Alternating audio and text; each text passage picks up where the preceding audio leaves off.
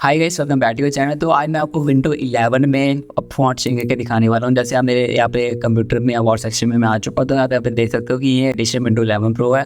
तो मैंने पिछली वीडियो में आपको बताया था कि कैसे हम विंडो 10 में अपने फ़ॉन्ट को हम चेंज कर सकते हैं, पर इस वीडियो में आपको बताने वाला हूँ कि मैं कैसे विंडो 11 में अपने फ़ॉन्ट को चेंज करने वाला हूँ। तो सबसे पहले मैं मिनिमाइज़ कर लेता हूँ इस पेज को। मिनिमाइज़ करने के बाद आपको क्या करना है, ये राइट टाइप करना है अपने होम स्क्रीन के ऊपर। यहाँ पे आना न्यू के ऑप्शन पे, न्यू पे आने के बाद आपको यहाँ पे आ जाना है टेक्स्ट डॉक्यूमेंट पे।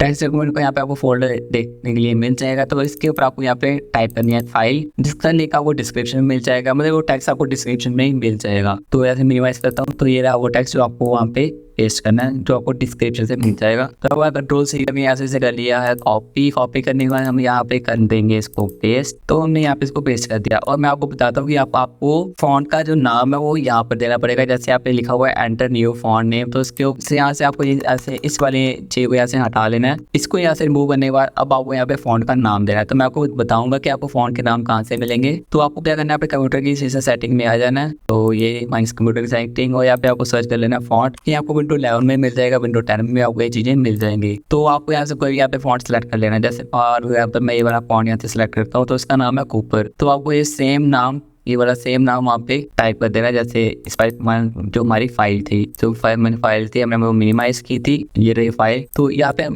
पे हम उस नाम पे यहाँ पे टाइप कर देंगे COOPER कूपर नाम की जो हमारी फाइल थी। तो फाइल पे आने के बाद इसे हम करेंगे सेव एज, हम क्लिक करेंगे। क्लिक करने के बाद आप यहाँ पे लिख सकते हो, आप कुछ भी नाम दे सकते हो, पर आपको जो एक्सटेंशन देनी है वो REG देनी है। और उसके बाद आप इसे यहाँ से सेव कर दोगे। सेव करने के बाद आ जाना अपनी होम स्क्रीन पे, और आपको यहाँ पे देखने के लिए मिलेगा एक नया यहाँ पे फोल्डर क्रिएट हो चुका है फॉन्ट नाम से, जिस नाम से आपने सेव किया हुआ।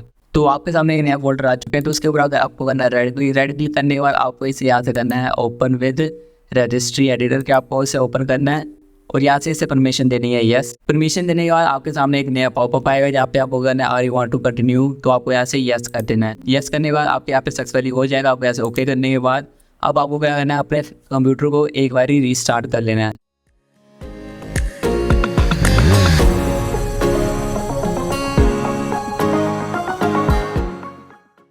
तो मैंने आपके सामने लाइव इसको रीस्टार्ट किया, जिसके बाद जो मेरा फॉन्ट था वो विंडो 11 वो चेंज हो चुके हैं। तो मेरे फॉन्ट इस तरीके का हो चुका है। पहले फॉन्ट था वो कुछ इस तरीके का था, जैसे आपका हमें स्क्रीनशॉट शो हो रहा है। तो मैं आपको दिखाना चाहता हूँ कि आप भी ये ट्रिक काफ़ी आसानी से कर सकते हो। और आपको वापस डिफ़ॉल्ट फॉन्ट में जाना है, तो उसके लिए मैं आपके लिए एक डेडिकेटेड वीडियो बना दूँगा। तो उसको देख के आप वापस अपने डिफ़ॉल्ट फॉन्ट पर भी जा सकते हो। तो आप